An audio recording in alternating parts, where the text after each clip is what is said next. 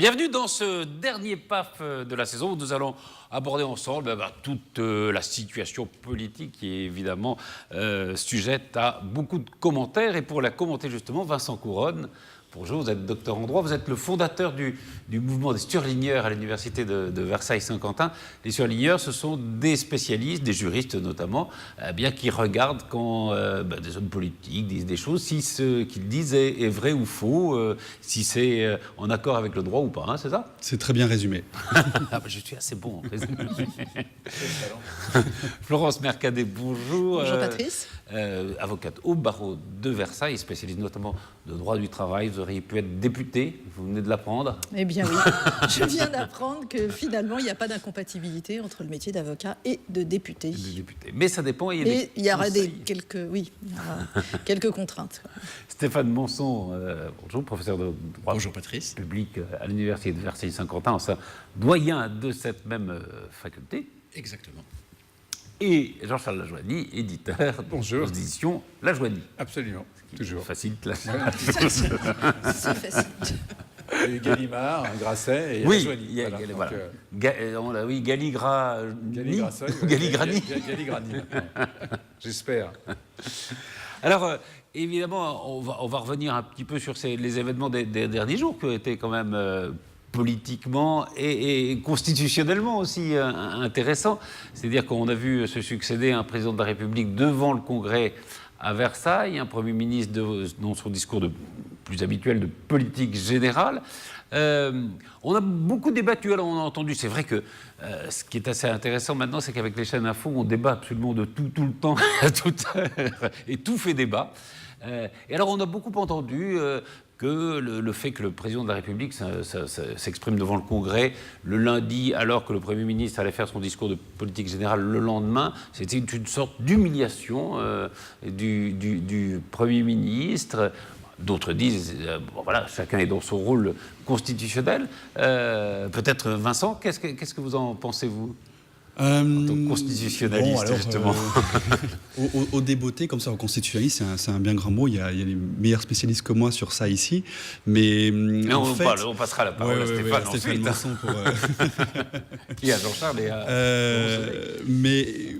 Je pense qu'en fait, on a été ces dernières années peut-être mal habitués, parce que le quinquennat a beaucoup renforcé, les conséquences du quinquennat ont beaucoup renforcé les pouvoirs du président de la République, sa présence dans les médias aussi. Et finalement, on a perdu l'habitude de voir le président de la République s'adresser directement comme ça aux parlementaires, sachant que c'est pas quelque chose d'extrêmement choquant quand on sait que avant que le président en 2008 ait la possibilité par la Constitution de venir s'exprimer directement devant eux, il peut toujours aujourd'hui leur adresser des messages. Et tous les présidents de la Ve République, une fois élus, ont adressé un message au Parlement. Qui est élu, voilà, à l'Assemblée nationale par le président de l'Assemblée nationale, au Sénat par le président du Sénat, et des messages politiques, vraiment, où ils rappelaient leurs engagements de campagne, etc. François Mitterrand avait fait ça 1 heure avant l'investiture de son Premier ministre, en disant avec des termes assez forts, en disant, voilà, il faut appliquer le programme pour lequel j'ai été élu. Voilà, exactement. Il dit, j'ai mes 101 propositions de campagne, désormais sont celles de mon gouvernement, investissez-le. C'était un peu ça. Et 1 heure après, effectivement, le gouvernement... Pierre Mauroy a été investi. Et puis on se souvient aussi de René Coty qui, en 58, avait dit... Je me souviens moins de René Coty, généralement. Mais... Enfin, vous, je ne sais pas. Moi, non. Si, les gens du Havre se souviennent bien de René Coty.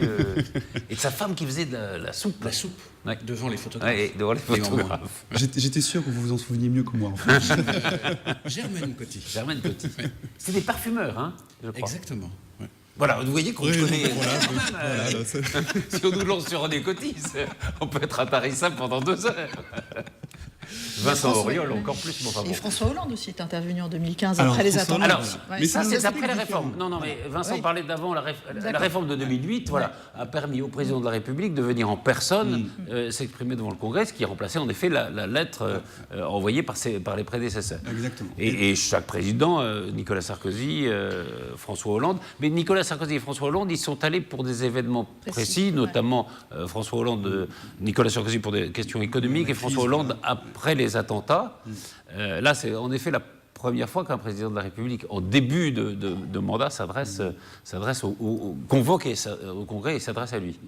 Voilà, en tout cas rien de choquant pour ça, on pourra peut-être en reparler plus tard, mais c'est vraiment un pouvoir traditionnel qu'a un chef de l'État de pouvoir venir s'exprimer devant les chambres. On verra, on a parlé des États-Unis beaucoup, on peut parler du Royaume-Uni, on peut parler aussi du président de la Commission européenne qui chaque année fait un discours sur l'état de l'Union devant le Parlement européen. Ça ne me semble pas choquant que celui qui détient le pouvoir, ou en tout cas celui qui décide, celui qui est à l'origine de l'impulsion politique, puisse venir s'exprimer devant les parlementaires. On va demander à Stéphane, mais peut-être alors une petite incidente à ce que vous dites. On a vu par exemple les parlementaires de la France insoumise, enfin les Mélenchon, refuser par exemple d'aller au Congrès sous prétexte que c'était le président, de façon un peu monarchique, convoquait comme ça les parlementaires. Or, on pourrait dire que c'est plutôt une revalorisation du Parlement que de s'adresser à lui. Enfin, Bien sûr.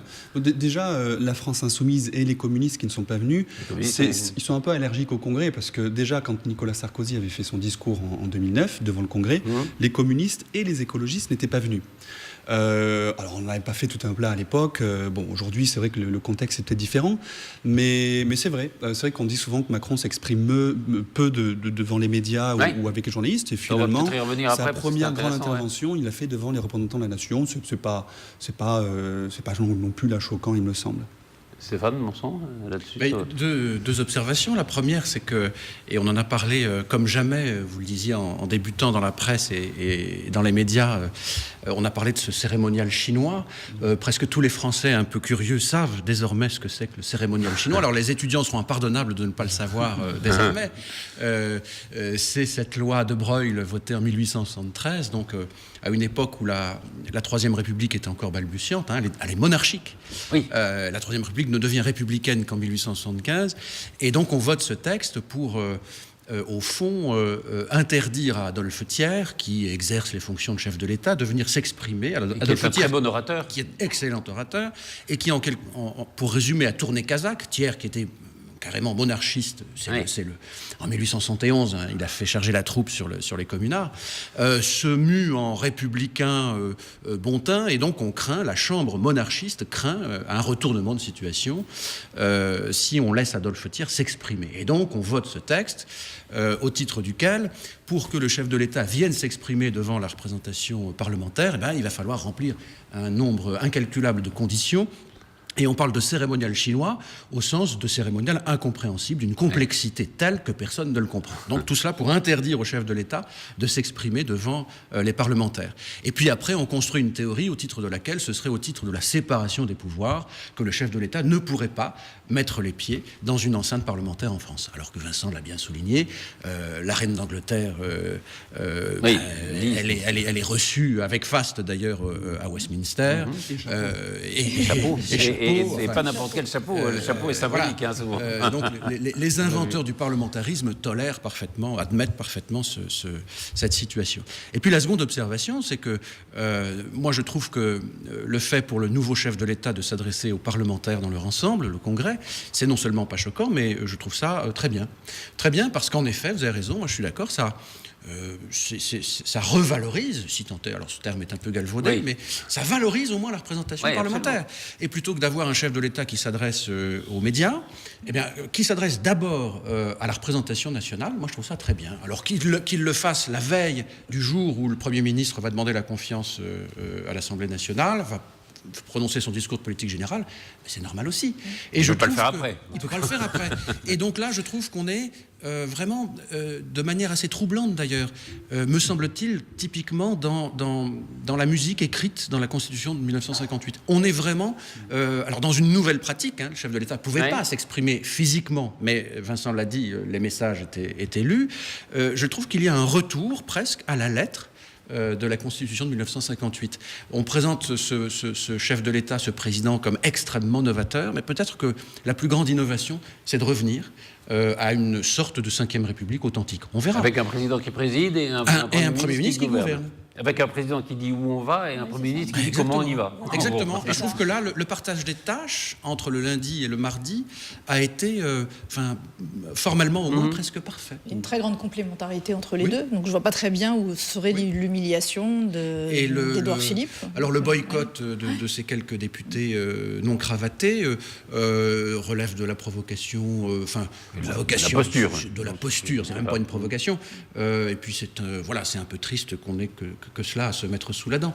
Mais enfin voilà, les députés non cravatés aboient et le Congrès passe. Jean-Charles, vous n'auriez pas une position un peu différente et divergente? Non, même pas. C'est pour dire. Oui, c'est pour dire. Non, les médias même. Je trouve ça tout à fait logique, effectivement. C'est-à-dire que les Français ont élu Emmanuel Macron, donc Emmanuel Macron s'exprime, ça me paraît normal. Même souhaitable. Et ensuite, je ne vois pas pourquoi, la moindre raison qu'il aurait de vouloir humilier un Premier ministre qu'il a choisi. Je veux dire, c'est pas une... c'est ballot.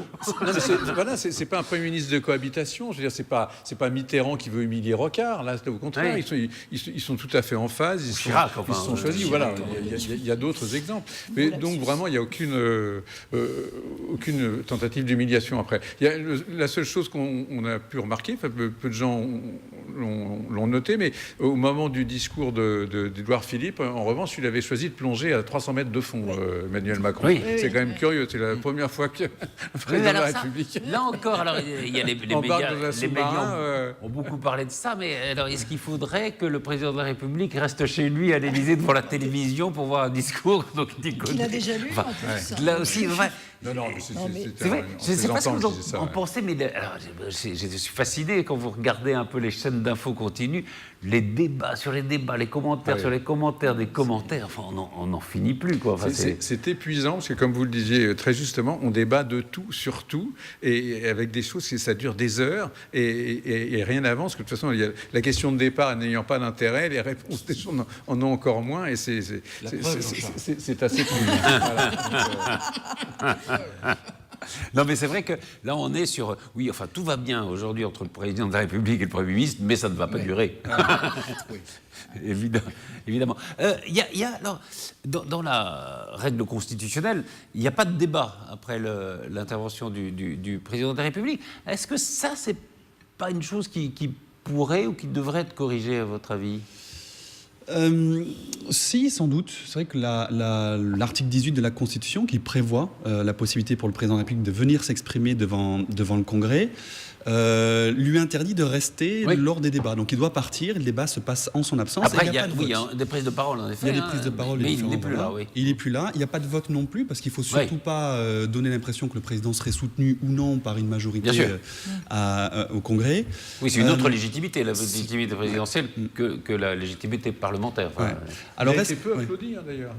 Assez peu, oui. Ouais, c'est marrant, mais c'est peut-être moi je mettais ça sur le compte de la nouveauté. C'est le Premier ministre qui a été peu applaudi. Non, il était beaucoup applaudi, très applaudi. J'ai compris que c'était le contraire. Alors que Macron était très timide à un moment, mais moi je ne mets pas ça sur le manque d'enthousiasme, mais plutôt sur l'inexpérience des députés qui ne savaient pas trop s'ils avaient le droit, et ils devaient être un peu écrasés par le cadre et par le truc. Le chauffeur de salle n'était pas là. Est-ce qu'on peut applaudir le président? Est-ce que là il dit un truc bien? Est-ce qu'on peut... Mais en fait, c'est peu d'applaudissements. Je pense que c'est effectivement ça, l'inexpérience, la nouveauté. Puis je pense que tous ces nouveaux députés, très impressionnés par le cadre, ils se disent bon, est-ce qu'on peut le cadre, ou pas la pompe et tout.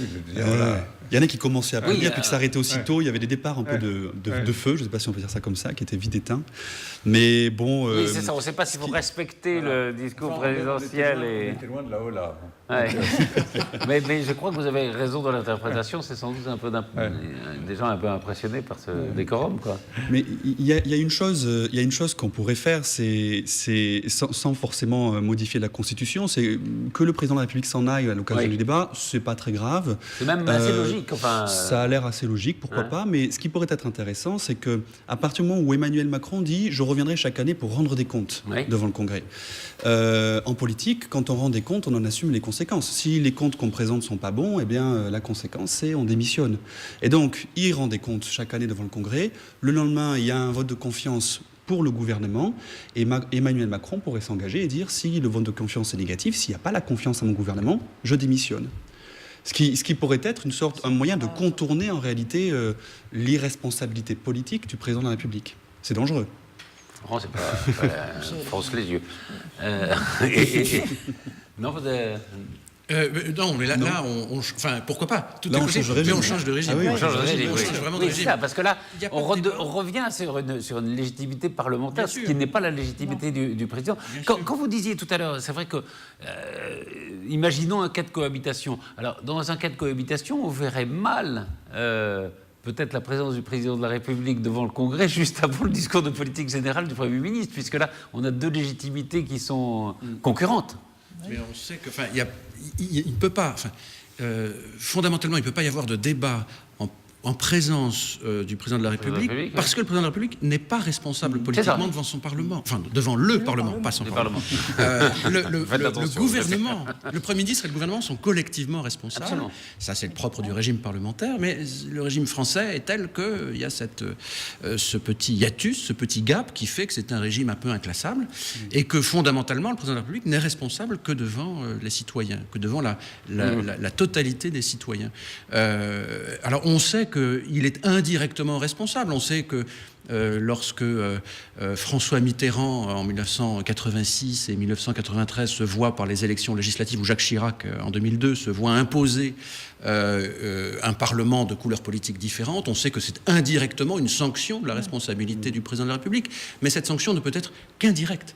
Alors, tout est possible, pourquoi pas? Et c'est vrai que Vincent a raison de souligner que le fait que le chef de l'État dise tous les ans, je viendrai présenter un bilan devant le Congrès engage une certaine forme de responsabilité, mais pour l'instant, on n'y est pas. Oui, ça pourrait être indirect, c'est-à-dire que si le gouvernement, le lendemain, est renversé, ce qui est quand même très improbable, ça le force à modifier sa politique, Exactement. à prendre, prendre acte. Mais ça ne peut être qu'indirect. Ouais. En tout cas, c'est une bonne décision, enfin une bonne idée d'annoncer ça. Je trouve que les gens ont probablement ras-le-bol d'avoir ces présidents qui s'exonèrent toujours de tout en disant non, on n'y peut rien, ce n'est pas nous. Alors que là, c'est vrai que si tous les ans il vient faire un discours, il pourra difficilement travestir la vérité. Enfin, c'est d'ailleurs assez intéressant un très bel exercice, je pense. Dans cet exercice, c'est-à-dire que, enfin, vous parliez de revenir à l'esprit ou à la lettre de la Constitution. C'est vrai qu'il y a une parole relativement rare, visiblement, du président de la République, contrairement à ses deux prédécesseurs avec les journalistes. Et en même temps, donc une présidentialisation, peut-être un peu un retrait comme ça, et en même temps, vous avez raison de le souligner, la volonté d'être responsable aussi, comme le quinquennat peut-être l'y oblige. Non. Ce consensus qui règne entre nous est insupportable. C'est terrible. Un autre sujet, parce que... Parlons d'autre chose, parce que franchement... Écoutez, je vous propose, puisqu'on parlait de la présence de nouveaux députés sans expérience au Congrès, parmi eux, il y avait 9 députés yvelinois tout nouveaux, tout beau peut-être, je ne sais pas, enfin tout nouveau en tout cas, qui étaient à Versailles, donc c'était pas très loin de leur circonscription, mais enfin c'était une nouveauté pour eux. On va regarder le sujet de la présence de ces députés yvelinois au Congrès. Ils étaient près de 900 parlementaires réunis à Versailles pour écouter le président de la République fixer le cap de son quinquennat. Parmi eux, 18 représentaient le département des Yvelines. Pour les 12 députés fraîchement élus lors des élections législatives, ce congrès était une première, marquée par l'importance du moment et le poids des responsabilités. C'est une solennité particulière évidemment d'être à Versailles. On est l'ensemble de la représentation nationale qui est ici, donc c'est évidemment un moment particulier. Cet engagement que le président avait pris et qu'il met en place aujourd'hui, de venir une fois par an devant l'ensemble des parlementaires, non seulement décliner la vision et le cap pour l'année à venir, mais également faire l'évaluation de son analyse, enfin de l'analyse politique qu'il a proposée et des lois qui ont été mises en place, est une excellente idée. Si la forme a conquis les nouveaux députés de La République En Marche, le fond, lui, a divisé les parlementaires. Des parlementaires visés directement par quelques-unes des propositions d'Emmanuel Macron, avec par exemple la réduction de leur nombre d'un tiers ou encore l'instauration d'une dose de proportionnelle pour les prochaines élections législatives. La difficulté constitutionnelle qu'il y a dans la baisse du nombre de sénateurs ou de députés, c'est la bonne représentation et le fait des territoires ruraux, des territoires où il y a moins de monde, et le fait que le député puisse faire son travail dans des temps qui soient raisonnables, en restant bien l'image de la diversité de nos territoires. Donc ça, c'est le premier élément. La proportionnelle, je ne suis pas une fan du tout, parce qu'on a souvent des effets d'appareil derrière. Le paquet de réformes institutionnelles sera voté d'ici 1 an, selon le souhait du président de la République, et devrait donc être acté lors du congrès épisode 2 prévu l'an prochain. Non mais tout le monde dit voilà.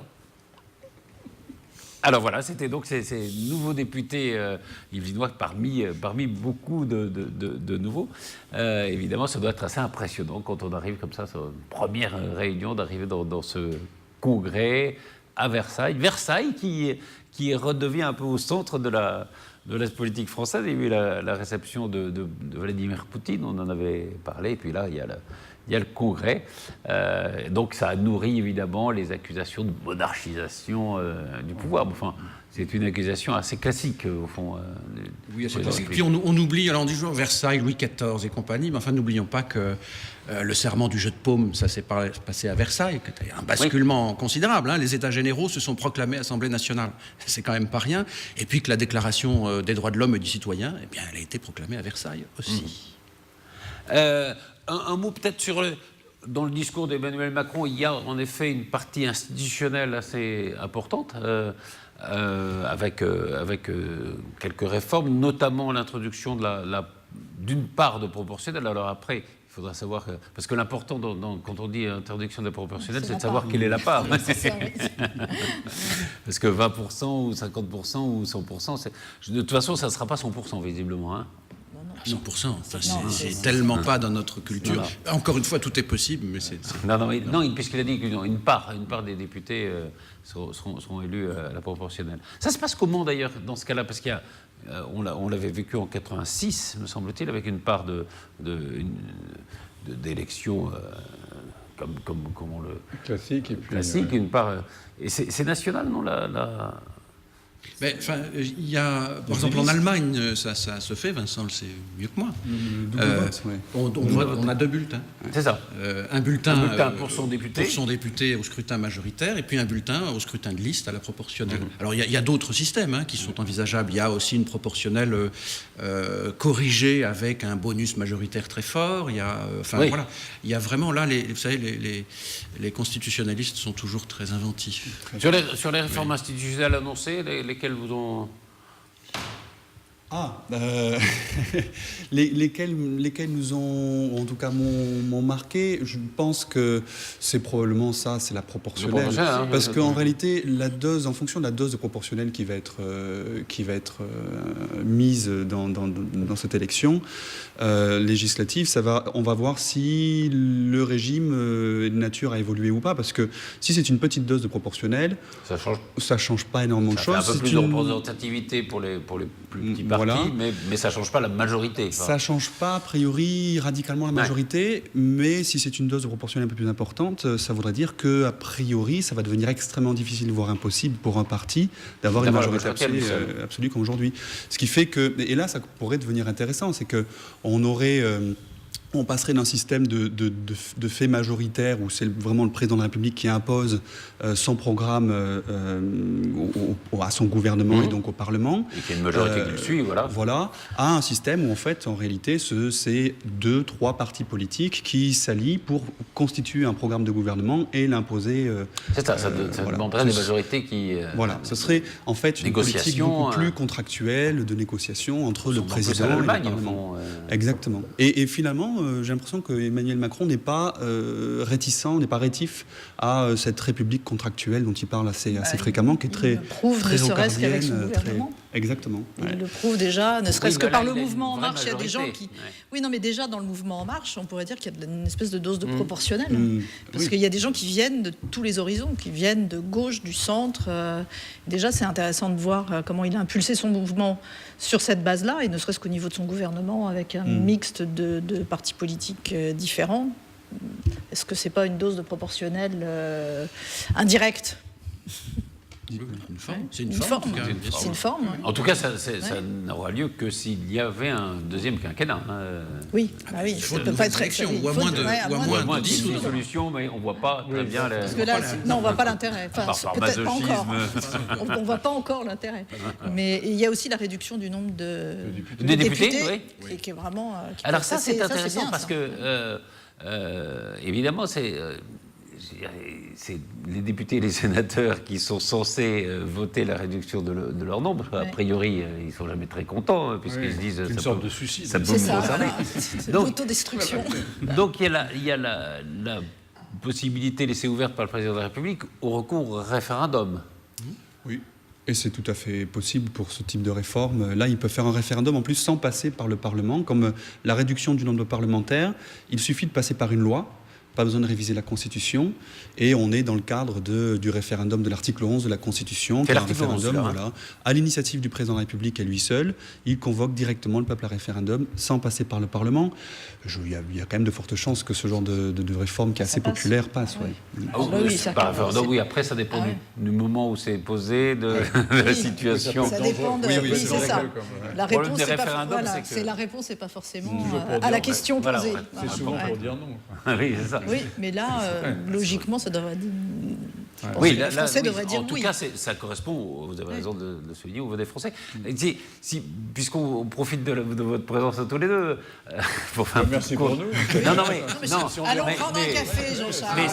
C'est moins consensuel. Non, mais si vous voulez l'expliquer, parce que je voulais parler des deux articles qui permettent le recours au référendum dans la Constitution. Mais on s'en fout.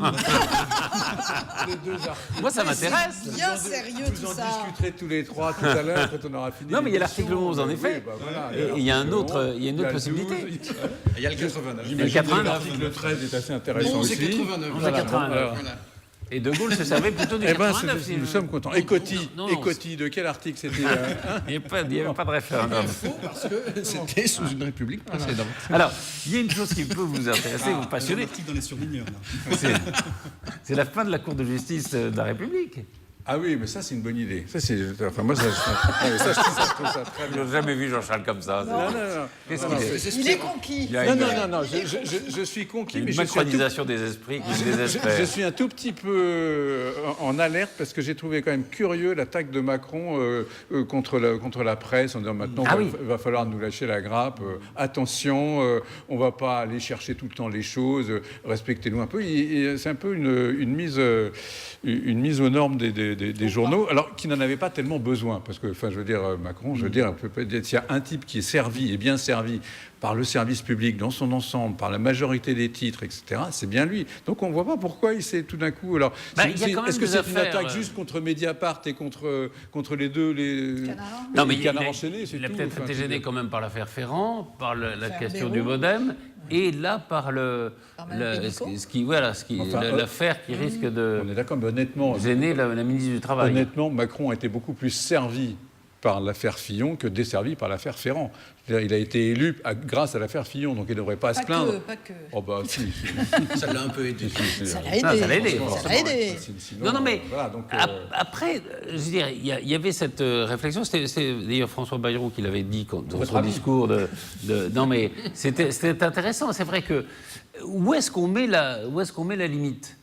C'est-à-dire que si le moindre soupçon doit entraîner en effet la démission, ça devient quelque chose de compliqué, d'insupportable, la vie politique. Oui, c'est-à-dire que surtout là-dessus, il ne faut pas parler trop vite, parce que justement, moi je me souviens de Bayrou, qui le tout début de l'affaire Fillon, qui avait dit, oui, Fillon qui souille la politique, quoi. Alors, quelques mois après, on est un peu étonné de l'attitude de Bayrou. Fillon a été mis en examen.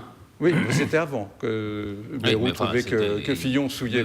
Et rien ne dit que M. Bayrou et Marielle Le Sarnez ne sont pas mis en examen. Non, d'accord, mais il avait une sorte de prémonition, une intuition politique. Ah, c'est un devin, en fait. Oui, c'est ça. Il est passé de garde des Sceaux à devin, en fait. De devin à garde des Sceaux, oui, revenu devin. Le devin du Béarn, on va l'appeler maintenant. Non, mais c'est vrai, ça... Cela dit, non, honnêtement, je ne sais pas, parler à l'avocate que vous êtes, ça pose... La mise en examen, on voit bien, il y a au moins une mesure, etc. Bon. c'est vrai que si dès qu'il y a un soupçon, il faut démissionner, ça devient quand même compliqué. C'est horripilant, mais moi... Et c'est ça qu'il voulait dire un peu, non, je pense, enfin... Oui, mais je trouve que d'habitude, il dit les choses de façon plus délicate et plus... Là c'était un peu curieux comme façon de s'exprimer. Bon, il faut bien qu'il ait quelques défauts, quand même. C'est pas... Puis, de toute façon, non, mais si vous êtes très critique... Alors... Il y a voilà, donc ça c'était le président de la République. Maintenant, passons au Premier ministre. Là encore, c'est vrai que... Alors, il y a la question qui se pose, qui c'est le patron ? Le patron, c'est quand même le président de la République dans la Ve République, non ? Est-ce qu'on peut peut-être pas parler de patron, mais enfin, en tout cas... Quand on lit la Constitution, a priori, non. Et alors, si on lit la Constitution, oui, on parle assez peu du... Si on lit la Constitution, le président de la République, il a une fonction... L'article 5, non ? Article 5. L'article 5. Sur la continuité de l'État. On a fait le 5, on a fait le 11. C'est pour ton tiercé. Non, mais c'est vrai que vous avez raison. À part le fait de chef des armées... Enfin... J'aime beaucoup les explications de Jean-Charles. Faire du droit, c'est simplement avoir une bonne mémoire, Jean-Charles. C'est tout. C'est donc l'article 5, voilà, qui parle du président de la République. Mais là, en fait, cette Constitution, on peut lui donner une lecture... j'enfonce un peu des portes ouvertes, là, mais on peut lui donner une lecture parlementaire, où le président de la République est un arbitre, et puis au-dessus des partis, il n'est là que pour arbitrer quand il y a des conflits entre les pouvoirs, ou entre le peuple et la représentation nationale. Mais en réalité, la lecture présidentialiste qu'on peut en faire, c'est la lecture qui a toujours prévalu depuis 1958, et surtout depuis 1962. Donc en réalité... Depuis l'élection au suffrage universel. Voilà. Et en fait, le président de la République, qui est prévu comme pour être un arbitre pendant la Constitution, n'a jamais été un arbitre, ça a toujours été un capitaine, avec De Gaulle, avec Pompidou, avec Mitterrand, avec Nicolas Sarkozy, même avec François Hollande. Donc cette Constitution, en réalité, elle prévoit que le président de la République est un arbitre, mais dans la pratique, le président de la République, c'est lui qui impulse véritablement l'ordre du jour politique. Alors que la Constitution, qu'est-ce qu'elle dit ? Elle dit que c'est le gouvernement qui conduit et détermine la politique de la nation. Quel article ? L'article 5. Non. 20. L'article 20. C'est 20. Voilà.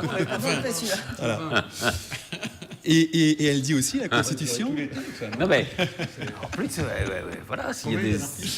Rappelez-nous, cher ami. 89. 89, Voilà, on n'y est pas, Jean-Charles. S'il y a des étudiants qui repassent leur première année en septembre, ça va leur servir. C'est fin juin maintenant, donc c'est fait. On va faire une émission du CNED.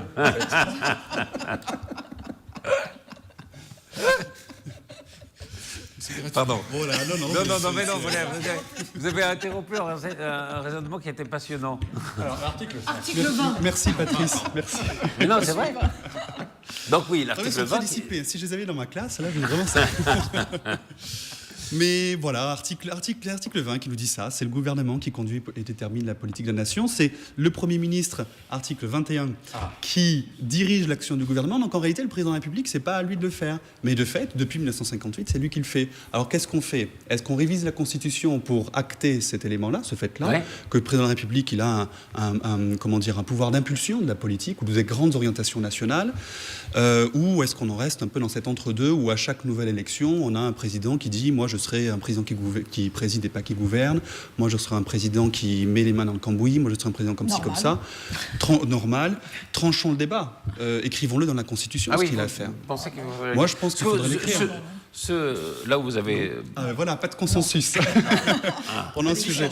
Non, mais là où vous avez raison, c'est que c'est 62, c'est-à-dire l'élection au suffrage universel, qui a tout changé, parce que la légitimité est évidemment plus la même à partir du moment où un président de la République est élu au suffrage universel ou qu'il soit désigné par le Parlement. Donc c'est vrai que c'est ça qui change tout. Pour autant, Patrice, n'oublions pas que dans certaines démocraties européennes, il y a des situations dans lesquelles le président est élu au suffrage universel direct, l'Autriche, la Finlande, le Portugal, par exemple. Non, l'Allemagne, non. L'Allemagne, non. Mais pour autant, ces chefs d'État ne gouvernent pas. demeurent, alors avec des nuances, demeurent un peu en dehors du jeu politique quotidien et alors peut-être font un peu plus que d'inaugurer les chrysanthèmes, c'est ce qu'on disait du président de la 4e, mais ne sont pas vraiment, sont plus arbitres que capitaines. Et pour autant, ils sont issus du suffrage universel direct. Donc il y a une question aussi de culture, d'histoire. Et vous voyez en France, un président de la République élu au suffrage universel renoncer Pourquoi pas ce serait une rupture très forte avec ce que nous sommes, mais tout est possible. Bon, en même temps, il peut y avoir un côté après moi le déluge. C'est-à-dire que là, par exemple, Macron, qui est quand même très jeune, 39 ans, au mieux dans 10 ans, c'est fini, quoi. Il sera chômeur à 49 ans, il ne peut plus être président. Membre du Conseil constitutionnel. Oui. Oui. C'est automatique. Tiens, c'est plus... il a renoncé. Oui, l'article 22. Hein Pas du tout. Non, article 22, c'est chacun se démerde comme il peut. Ils ont annoncé qu'il n'y aurait plus de passage automatique. Voilà. Mais il me semblait que Emmanuel Macron n'avait pas repris ça dans son discours. Non, c'était une promesse de campagne, mais c'est vrai qu'on en avait beaucoup parlé. Mais alors, si on veut avoir un président qui reste arbitre, donc un peu au-dessus, dans ce cas-là, ça change aussi toute la campagne présidentielle, puisque tous les candidats sont porteurs d'un programme, d'un programme fort, d'un programme de leur parti. Et donc, ça veut dire que là, il n'y aurait plus de programme porté par un candidat à la présidence de la République. Donc, ça me semble impossible. Un programme porté aux législatives par un chef potentiel, un chef putatif de majorité. Voilà, mais on rentre dans quelque chose qui n'a rien à voir avec notre système. On n'est pas qui a eu cette idée, mais personne ne parle de ça. Non. Mais c'est pas vrai. Tous ceux qui sont pour la 6e République, par exemple. Il y a eu jusqu'à même... Non, Mélenchon notamment. Bah oui, 17 en cravate. Mais il y a eu pendant longtemps même des constitutionnalistes ou des gens qui voulaient revenir sur l'élection du président de la République au suffrage universel. Ça me paraît absolument impossible, moi, dans les faits, mais bon. Moi, je n'y suis pas totalement hostile. Oui, mais enfin, on verra. je sais. Non, mais c'est pour dire quelque chose. Non, mais vous n'êtes pas hostile, mais je ne vois pas comment ça serait vécu comme un retrait démocratique. Les Français refuseraient de se démettre d'un pouvoir considérable qu'on leur a attribué en 62 et qu'ils ont exercé en 65 pour la première fois, c'est sûr. Alors, revenons au Premier ministre. Il a une double légitimité. Il a la légitimité indirecte que lui confère le président en le nommant, et puis la légitimité du soutien du Parlement. En réalité, c'est ça, la légitimité du... Et il est barbu. Et il est barbu. Donc il est le grand ministre de la 5e République. Et il est grand. C'est le plus grand. C'est le 1m99. 1m99. Article 2 mètres et un peu moins.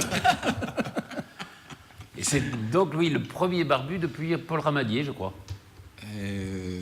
Alors, Paul Ramadier, que son épouse refusait de voir glabre, son épouse Germaine Ramadier. C'est une tournure intéressante. Oui, il faut raconter un peu les... Oui. Non, donc ça fait le Ramadier, c'était donc en 47. C'est pas si oui, j'allais dire c'est pas si ancien. Non, mais ça commence. C'est là que je me sens vraiment jeune par rapport à vous. 47 quand même, ça fait un petit. Donc nous n'avons pas eu de Premier ministre barbu depuis 1947, ce qui est notamment une nouveauté. Alors, il y a eu ce discours de politique générale. Alors là, on est plutôt dans le classique, avec une annonce de programme. C'était bien, parce qu'il n'était pas très lyrique. Non, voilà. Pas très grand orateur. Oui, mais moi j'ai entendu d'autres discours de lui, comme ça, où il s'exprime franchement très bien. Mais donc là, on a l'impression qu'il a choisi de rentrer dans le dur, de dire maintenant, ok, hier le patron a fait le job, les belles envolées, le beau truc, et là maintenant, moi je rentre dans le fait de la technique. C'est vrai qu'on a un peu envie qu'ils se mettent à travailler, parce que là on sort d'une séquence hyper longue, etc. À chaque fois, on dit voilà, on va faire ça, on va étudier ça, et là on a envie de dire ça y est, vous avez été élu, la Chambre est élue, la confiance. Ok, maintenant au boulot, quoi. Et je trouve que cette façon de s'adresser aux députés de la part d'Édouard Philippe était tout à fait séduisante. On avait enfin l'impression qu'ils s'y mettaient, quoi. Il n'était pas là pour séduire, il n'était pas là pour se faire élire, il était là. Et d'ailleurs, Mélenchon a râlé parce qu'ils n'ont pas de vacances. Voilà.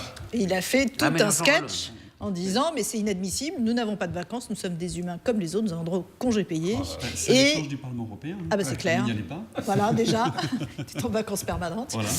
Mais, oui, il s'est offusqué de la présence hier du drapeau européen à l'Assemblée nationale, alors qu'il ne foutait pas les pieds au Parlement européen. Exactement, mais il en percevait quand même les rémunérations. Ouais. Et le drapeau, je crois, sur le bulletin de salaire. Ça ne gêne pas. Qu'est-ce que vous retenez de ce discours, Edouard Philippe? C'est vous qui nous en parlions un tout petit peu avant. Il a cité cette députée mordeuse. Alors, non, peut-être on va y revenir. Avant, il y a quand même deux références intéressantes, me semble-t-il, à ses prédécesseurs, qui sont Chaban-Delmas et Rocard, qui sont les deux premiers ministres qu'il a cités. Oui, c'est curieux, il n'a pas cité Édith Cresson. Il n'a pas cité Juppé. Il a fait un hommage à Juppé. Mais pas comme référence. Non, un hommage, mais les deux premiers ministres auxquels il se réfère, un peu comme modèle. D'un point de vue idéologique. Point de vue idéologique. Alors, c'est intéressant parce que Chaban, justement, c'est quelqu'un qui a essayé de changer un petit peu la fonction de Premier ministre, de prendre le pouvoir vis-à-vis du président. Ça s'est mal passé. Mais l'un et l'autre, Rocard et Chaban, ont été en quasi-dissidence par rapport à leur propre camp. Chaban avec la Nouvelle Société, c'est vrai que ça a un peu échaudé le président nouvellement élu Georges Pompidou, de voir un Premier ministre très brillant. Chaban était très créatif, tout à fait brillantissime, très bien entouré, très bien entouré, alors, avec un jeune Jacques Delors dans l'équipe, Pierre Nora, etc. Et puis Rocard, c'était aussi alors on est une forme de cohabitation avec Mitterrand. L'un et l'autre étaient des esprits très libres, très inventifs et des esprits brillants. Donc, pour moi, ce sont vraiment de très belles références. Mais je retiens qu'il s'agit quand même de deux quasi-dissidents, ce qu'Édouard Philippe peut incarner. Ouais. C'est intéressant. Alors pour tous ceux qui veulent commenter les commentaires des commentaires, j'ai pas vu que des gens disaient quand même, il se réfère des premiers ministres qui ont été en conflit avec le président. Et or c'est ça. Je ne pense pas que c'est dans cet esprit-là qu'il s'est référé. Il y a en effet, chez les deux, alors c'est plutôt sur le fond de la politique, une tendance un peu social-démocrate, qu'elle vienne de droite avec Chaban, qu'elle vienne de gauche avec Rocard, non? C'est plutôt ça? Oui, puis il y avait une certaine envolée, que ce soit chez Chaban comme chez Rocard. Moi, je me souviens de Rocard qui disait qu'il voulait même repeindre les cages d'escalier. Il y avait un côté, on va changer les choses, quoi. Donc c'est plutôt ça que le côté dissident du président. Je pense que il se réfère plus au fond des choses qu'à la façon dont ça s'est passé. Je vous conseille d'ailleurs le très bon livre de Jean-Paul Huchon sur Michel Rocard, Jean-Paul Huchon était son directeur de cabinet, c'est son principal collaborateur, donc il le connaît très bien. C'est un très très bon livre à la fois psychologique et à la fois historique, sur Michel Rocard. Donc après, si on entre dans le vif du sujet, il y a évidemment les premières lois qui vont être votées, notamment la loi travail. Donc là, on a les ordonnances, on en avait un petit peu parlé. Oui, le Parlement va voter ça, je crois, le 28 juillet. Ça passe devant le Parlement le 28 juillet. Là, c'est devant la Commission des lois. Je crois qu'il y a à peu près 233 amendements qui ont été déposés, surtout des amendements de demande de retrait d'articles. Donc, plutôt des sanctions qu'un amendement. Et puis ensuite, le dialogue social va continuer et ça devrait être bouclé pour fin septembre, vers le 20-25 septembre, je crois, à peu près. Dans le calendrier, c'est à peu près celui-ci. Le tout, c'est de le boucler, je pense, avant qu'on rentre dans le dur de la loi de finances, à mon avis, parce qu'après, ça va venir se télescoper, ça va... Ouais. La loi de finances qui doit être votée avant la... Qui doit être votée avant le 31 décembre. Oui, mais sinon, on va voter le 30 ou le 29. C'est pas là qu'on retardait un peu la pendule, non? De temps en temps, il n'y a pas... C'est arrivé, oui, absolument. Mais de toute façon, ils ont un délai, parce qu'à partir du moment où ils votent la loi d'habilitation, donc vers le 28 juillet, il y a un délai dans lequel ils doivent finaliser le dialogue social, préparer les ordonnances et les présenter. Mais alors... Donc, et je crois que c'est un délai, je ne vais pas dire de bêtises, mais c'est 2 mois. Peut-être. Je sais pas ce que j'ai pas vu ce que le Parlement avait. C'est l'article. C'est 38, voilà exactement. Il me semble que. Vous avez séché Non, quelques cours. C'est l'article 38, Jean-Charles. Si vous suiviez un peu. Je pense que vous essayez de nous enfumer, tout d'un coup c'est 38, c'est 42. Vous filez un mauvais coton. C'est 35 bis. Nous allons, Patrice et Vincent et moi-même, convoquer vos parents, parce que nous avons à leur parler. Et, je reviens à ce que vous disiez là. C'est une loi d'habilitation sur les ordonnances. Et il y a des amendements Qui sont déposés là. à cette loi d'habilitation. Absolument, qui sont déposés dans la commission des lois, qui en tient compte ou pas, quoi. C'est ça. Voilà. Et c'est la commission. Oui, c'est la commission qui des lois. retient ou pas les amendements. Donc ça passe pas c'est pas discuté devant le Parlement, devant l'Assemblée en tout cas. Non. Après. Après, oui, non, mais pas là, tout de suite. C'est ça. D'accord. J'entendais la question. Non, mais pas maintenant. On est bien dans pas au fur et à mesure de. Voilà. Ça se passe pas dans le temps parlementaire comme une loi classique. Non. Mais enfin, on est bien dans cette hypothèse que la loi d'habilitation, au fond, ça existe. L'ordonnance n'est pas juste une façon pour le pouvoir exécutif de prendre le pouvoir et de passer. Mais c'est intéressant. C'est encore exactement. C'est du même jus que l'histoire du Congrès, qui serait le président qui convoque le Congrès, qui serait l'expression d'une espèce de monarchisme insupportable. Les ordonnances, c'est dans l'article 38 et depuis le 4 octobre 1958. Ça remonte aussi à une très longue pratique. Alors c'est une pratique qui pouvait être sous la 4e notamment assez critiquable, les décrets-lois. Bon, mais voilà, le Parlement ne se dessaisit pas. Le Parlement délègue. Déléguer, ça ne veut pas dire abandonner. Délègue, ça veut dire qu'il charge le gouvernement de faire la loi à sa place, mais dans un cadre parfaitement circonscrit, et ce cadre circonscrit, c'est la loi d'habilitation. Et puis il y a après la loi de validation qui permet aux parlementaires de vérifier que le Parlement a bien rempli sa mission et n'est pas allé au-delà, que le gouvernement a bien rempli sa mission et n'est pas allé au-delà. Donc le système est verrouillé aux deux extrémités, avant et après. Donc cessons toutes ces polémiques inutiles, des commentaires d'articles qui n'en sont pas. C'est vrai, mais oui, on a toujours l'impression que c'est une dépossession. Ce n'est qu'une impression, Patrice. Mais il ne faut pas se laisser berner par les. Non, mais c'est bien de le dire. Il y a des parlementaires, c'est absolument leur discours de dire on nous dépossède, c'est antidémocratique, etc. Je suis convaincu qu'eux-mêmes savent que ça n'est pas le cas. Voilà. Et surtout, ils ne sont pas plus dépossédés là que lorsqu'il y a une loi ordinaire ou normale votée par le Parlement, où ils sont encadrés aussi par le calendrier voulu par le gouvernement, toute une série de procédures que le gouvernement peut mettre en place pour contraindre les parlementaires. L'ordonnance n'est pas pire que le reste. C'est pas pire que le 49.3. Non, ça c'est autre chose. Là, quel article, le 49.3? Vous avez arrêté de nous faire le 49 alinéa 3, si je puis me permettre. Parce que 49-3 très souvent. Oui. 49-3. Non, c'est alinéa 3. Je crois que c'est Édouard Philippe qui avait parlé de responsabilité. Je demande un vote de confiance au titre de l'article 49-1 de la Constitution. Et là, je crois qu'il y a beaucoup de juristes qui ont fait. Voilà. Qui ont eu. Les surligneurs. Vous allez convoquer ses parents. Ça valait pas le coup de souligner ça. Et je pense qu'il y a beaucoup d'ours polaires qui sont morts à ce moment-là. Est-ce que dans les derniers surlignages, notamment, vous êtes intéressé à quoi? Jean-Charles. Ça va venir. En rouge. Ces derniers temps, il faut dire que le rythme il ralentit un peu parce que le rythme effréné de la campagne présidentielle. C'est surtout pendant la campagne, voilà. Vous avez surligné. Donc là, ces derniers temps, en réalité, c'était essentiellement sur des éléments autour de l'affaire Bayrou. Lorsque Bayrou, par exemple, dit « Je ne suis pas le chef du parquet » quand il était ministre de la Justice. Eh bien si. Le ministre de la Justice, le garde des Sceaux est chef du parquet, qu'il le veuille ou non, d'un point de vue organique, constitutionnel, c'est le cas. Oui, les procureurs dépendent effectivement, du ministère. pour les nominations, etc., les avancements. Mais voilà, même s'il y a eu des atténuations faites lors du précédent quinquennat sur les instructions individuelles, mais bon, ça c'est autre chose.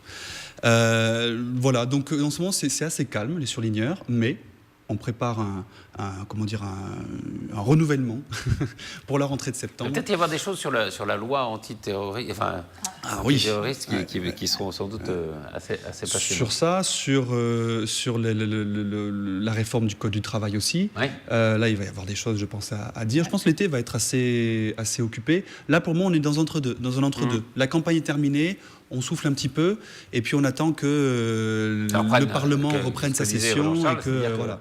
Qu'ils se mettent à bosser. Voilà, exactement. Au boulot. Alors justement, on a appris par la ministre de la Justice que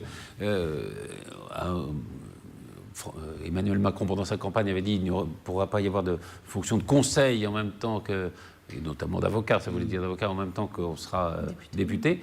Et la ministre de la Justice, qui vient du Conseil constitutionnel, dit qu'on ne peut pas faire une interdiction générale. C'est ce qu'on avait dit. Ouais, c'est ce que vous aviez dit, c'est ça. Exactement. Parce qu'elle serait retoquée, en gros, par le Conseil constitutionnel. Il y avait ça on l'avait dit effectivement sur Ligneur, quand Macron avait fait cette promesse-là, on avait dit c'est une interdiction générale et absolue de toute activité de conseil pour un parlementaire, ça serait a priori inconstitutionnel. Maintenant, sous réserve que le Conseil décide d'autre chose, mais... A priori, c'était pas possible. Mais elle dit qu'il y a déjà eu une décision. Il y a eu une décision, effectivement. Il y a un précédent. Donc nous, on se fondait sur ça aussi pour affirmer ce qu'on a dit.